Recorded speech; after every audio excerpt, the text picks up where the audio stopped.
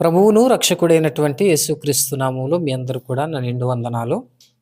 రెండవ రాజుల గ్రంథము 6వ అధ్యాయము మొదటి నుండి 7వ వచనంలో గనుక మనం చూసినట్లయితే, ఎలీషా శిష్యుడైనటువంటి ఒక వ్యక్తి తాను ఒక దూలమును నరుకుతూ తనకున్నటువంటి ఆ గొడ్డలను నీటి మీద పడిపోవడం జరిగింది. సాధారణంగా ఇనుము నీటి మీద పడినప్పుడు అది కిందకు వెళ్ళిపోతుంది. ఇక్కడ మనం చూసినట్లయితే ఆ గొడ్డలి తనది కాదు అని అంటున్నాడు. నేను వేరొక్కరి నుండి అడిగి తీసుకొని వచ్చాను అని అంటున్నాడు. అలాగే ఈ గొడ్డలు దేనికి సాదృశ్యంగా ఉంది అంటే అది మన జీవితానికి సాదృశ్యంగా ఉంది. ఆ గొడ్డలి అప్పుగా తీసుకున్నది. అలాగే మన జీవితం కానీ, మన శరీరం కానీ ఇవన్నీ కూడా దేవుడు ఇచ్చినటువంటి గొప్ప వరము.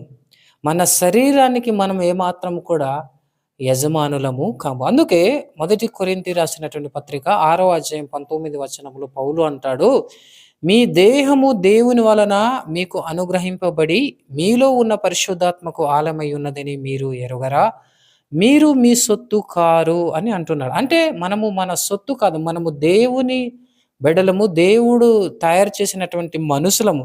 సహజంగా ఇనుము అనేది నీటిలో పడిపోయినప్పుడు అది పైకి రావడం చాలా కష్టం. అలాగే ఒక మానవుడు పాపంలో పడిపోయినప్పుడు తనంతట తాను పైకి రాలేడు.